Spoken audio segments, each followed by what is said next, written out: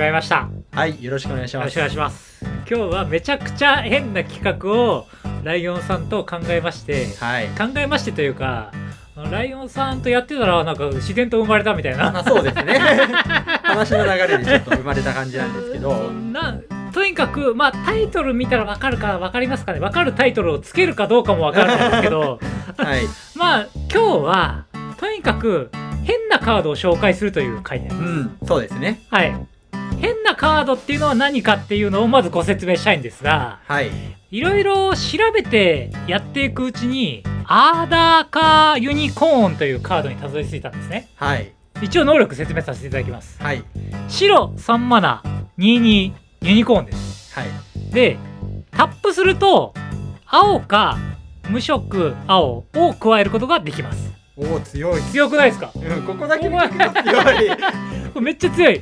このマナはルイカアップキープのコストを支払うためにのみ使用できる。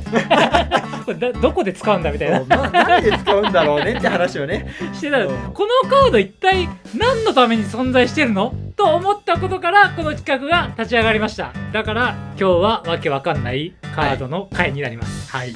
わけわかんないカードをトップ3お互いの、はい、6000になりますかね。で一応その感じでわけわかんないカードを調べてみようと。でまずライオンさんが青ざめた月っていうのが、有名だと。はい。最も知られてるカードじゃないかなと思うんですけど、はい、っていうのがあると。はい。一応能力説明しますか？そうですね。はい。青2マナのインスタントでターン終了時までプレイヤーがマナを引き出す目的で基本でない土地をタップした場合、それは他のいかなるタイプのマナの代わりに無色マナを生み出す。ってことは青を生み出そうとしたのに、違う、もう全部か。もうそうですね。基本じゃない土地が何かしようとしたら全部無色マナにターン終了時までなってしまう。一旦だけ。こんなん何に使うんだと。だから使われてるような形跡が最近あると。使ってないですよ。ネタとしてお話があったのが、海の先駆けっていう、今全部が島になっちゃうっていう、月みたいなね、クリーチャーがいるんですけど、その環境下でこのカードを打つと無色マナが埋めるようになると。なるほど。はい。なので、無色マナが必要なエルドラージデッキとかが、あのカード出されちゃうと積むけど、このカード使えば一応対策できるじゃんみたいなお話はされてたんですけど、多分ネタだとは思います。僕は結構ありだと思ってて、このカード、逃走した時には、かなり使えるんじゃないかと思って逆に買おうと思ってるんですよ。初めて知ったんで、青ってなんだろう、沈黙とか、ノームがないんですよ。だからこのカジュアル的な目線ですよ。ですけど最終ターンで一旦そのずらすことができる可能性を秘めてるんじゃないかなと思ってて、青ですよ。青ターンで考えたら青でその一旦ずらせるカードってないはずなんですよ。追加ターン以外は。追加ターン以外は、インスタントですよこれ。インスタントですからね。インスタントだけど使うタイミングアップキープだから絶対。ほぼアップキープでしか使えないから。アップキープで。ね、これ沈黙的なことは一応できる可能性もあるんじゃないかなって思ったんですけど、思ったよりネタにされてる割には、まだ使い道が絶対ないとは言い切れない絶妙なテキストなんですよね、これ。でそこでもっと使えないカードを思い切って探してみようということになりまして、次に見つかった2人で探して見つかったカードがこじ開けという赤のカードになるんですけども、これは2マナのインスタントでコモンです。で対戦相手がコントロールする裏向きのクリーチャー1体対象としてそれを表向きにするっていう。本当にこれ意味わかんないですよね。これ何に使うんですかねこれ。まず相手が変異とか4時とかを使ってくるようなデッキじゃないと、ほぼ意味ない。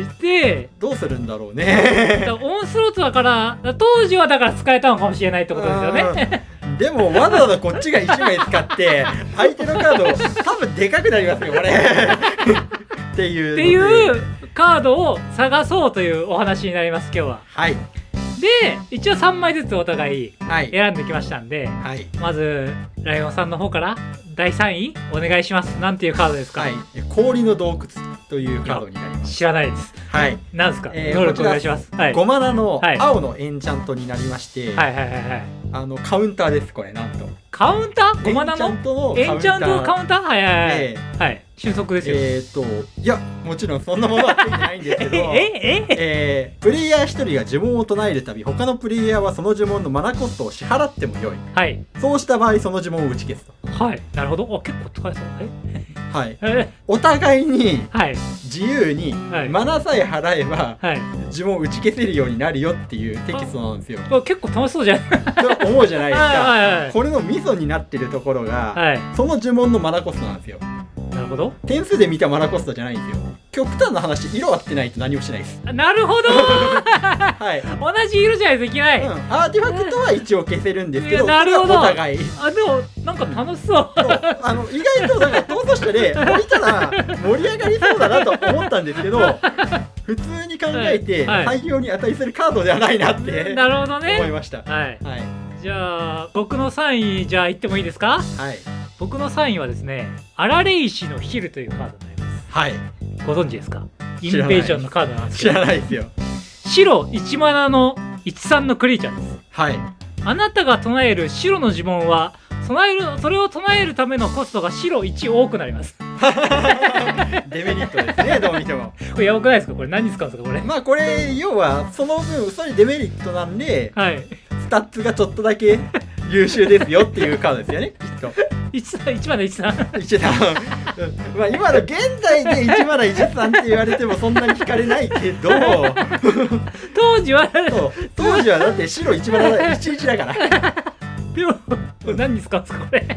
要は白のカードこれだけしか入ってなければ使いじゃないですかだって多くなるんですよこれ。そうだから白の呪文これだけしか入ってなければ大丈夫。相手だけ多くなる。これあなたが唱えるだから。あなたがどうすだから自分の白のカードこれだけしかいなければデメリットないから。それめっちゃ弱くないですか。一番大事だめっちゃ弱くないですかこれ。わかんないけどめっちゃ弱くないですか。結構弱い。あとはまあ強いて言えばコストが増えるからコストをレスビとかでこう支払ったマナの総量に応じて変わるようなカードとかがあるんで、なるほど。まあもしかしたらそこら辺調べてないんで分かんないけどそういうカードで白の呪文でそんなテキストあるかなって思うんですけ可能性はある。本当ですか。いやないよ。ないけど強いて使おうと思えばそういうサリアがいるとなんかコスト支払えるようになるみたいなカードとかってあったりする、そういう噛み合いとかあったりするんで。あれでも無色ですよね。まあ無色なんであれだから白にあるかなって思ってるんですけどまあちょっと大変なカードを探してきたと。はい、それぐらいしか使い道は逆に言えば考えられないです。なんかちょっと今のところ優勢っぽいな、はい、いいカードですよ。じゃあ今度ライオンさんの第2位お願いしますか。いやこれ使えないですか。自分がやばいですか。いやこれ好きなんですよ。好きなんですか。テキストの、下に書いてある2文字をまずカードを紹介させていただきます。無限の苦悩というカードになります。知らないな。黒の6マナの操作にです。でプレイヤー1人を対象とします。そのプレイヤーのライブラリーから X 枚カードを探してそれらを追放します。X はあなたの手札のカードの枚数である。まずこれだけ聞いていかがですか。めっちゃ強いですね。でも追放しかできないですよ。めっちゃ強くないですか。なるほど。いや僕はまずこの時点で結構弱いかなって思ってるんですけど、この時点で結構強いかなと思ってるんですけど、だって相手のコンボを全部なくせるってことですよね。まあやろうと思えば1人だけはい、で、この後に書いてある2文字歴伝と言います。歴伝って何でしたっけ。歴伝、ゲームの残りの間あなたは地元になれなくなります。最悪だで、あなたの各アップキープにこの呪文がコピーされます。それ聞いたことあるかもしれない。なんで6マナで相手の貸し手段潰せるかもしれないですけど、自分の貸し手段もなくなります。でもアップキープに唱えられるんですよね。このカードが唱えられるんで、毎ターン1人ずつ相手の勝ち手段潰せるんですけど、自分は何もできなくなります。このカードが唱えられるんですか。そう、このカードが唱えられる。このカードが唱えられるだけ。そうっていうかこのカードもコピーされるだけです。なんだそうか、追放されたカードが使えるわけじゃないのか。なんもないですそうなんで、自分は今後この呪文が毎ターン誘発するだけになります。これは弱いなこれは弱いな。だから多分 EDH で使うと最悪なんですよ。お互いにいいこと起きないっていう最悪。これ2位なんですよね。これ2位。これ弱えな。勝てるかな俺。いや歴伝自体は僕好きなんですよ。なるほどね。青の歴伝とか白の歴伝とか結構好きで、白の歴伝は自分モダンで昔使ってたぐらいのやつ好きなんですけど、黒の歴伝見た時弱えこれって思って以上です。僕の2位いっていいですか。はい。勝てるかな今のやつに。泡のお守りっていうカードなんですけど、はいこれ1マナのアーティファクトでルイカアップキープ1、だからリモーラと一緒です。1マナずつ払っていかなきゃいけません。でリモーラだと思ってください。こいつ、能力聞いてください。あなたがカードをプレイした時これを生贄に捧げます。だからもうプレイしちゃうとこれなくなっちゃいます。なくなっちゃいます。で、2マナ起動で1点のライフを得ます。これどうですか。これ言っていいですか。これワンチャンニアリブ入りますよ。入るんすか。入る。これ入るの。これ入るの。いいテキストですよ。これいいテキストなの。これ何かというと、これカードをプレイした時生贄に捧げるじゃないですか。なるほど。なんで勝手に墓地落ちるんですよね。なるほど。逆に言うとこれがこれコンボパーツになりうるかなって思ってて。なるほど。これ1マナっすよね。1マナっすね。これはなんか考えようによってはワンチャンありそうだなって自分は思ってます。コンボプレイヤーなんで自分結構。なるほど。で例えば、エムリとかみたいなカードとかと組み合わせると、アーティファクト使うたびにアンタップするみたいなカードとかもあったりするんで、確かにこれ出して手札からなんか繋えるとこいつ落ちてみたいな、もしかしたらそういうコンボが生まれるかもわかんないです。使えそうだけど。プレイしたら生贄に捧げるから、無限に墓地をループすることがワンチャンできるんじゃないかっていう可能性があるんじゃないかもしれないってことなんですね。いやこれ弱いかなと思ったんですけどね。やばい劣勢になってきた。やばい劣勢になってきた。返された。結構返されたぞ。考えようはあるね。じゃあこういうカードを見つけるのがでも面白いんですよ。そうですね。じゃあ次最後の1位をお願いしますよ。いっちゃってくださいよ。こっちはね可能性あるんだよな。じゃあカード紹介させていただきますと、魂を養うエルフというクリーチャーになります。5マナ54のでかいクリーチャーです。そう十分強いけど、正直だから5マナ54バニラだと思ってもらえば。エルフ5マナ54エルフだったら結構強いけどな。だからそこだけ見ればいいかなって。もう結構強いな。で効果はデメリットじゃないですよ。だから5マナ54で、このクリーチャーが死亡した時クリーチャータイプ1つ選べます。あなたの墓地にある選ばれたタイプの全てのクリーチャーカードを、ライブラリーに加えて切り直します。なんでっていう。これが手札に戻すだったらめちゃめちゃ強いじゃんって思って期待して調べてデッキに戻すだったんですよこれ。でことが前あったんですね。そういうねクリーチャータイプを選択するカードを調べてて、なんかクリーチャータイプ戻せるなら強くねって思ったらデッキだったっていう。なるほど。だから確かに5マナ54のエルフでこの効果は別に選ぶか選ばないか自由なんで、ただのバニラとして使う分にはまあ何もしなくはないと思いますよ。墓地にある例えばエルフを全部ライブラリーに戻せるってことですよ。それがどうなのかな。強い。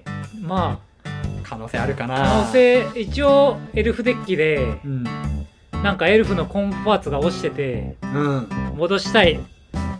いやフィットネスを使え。でもそのワンチャンそのナチュラルオーダーしかなくてみたいな。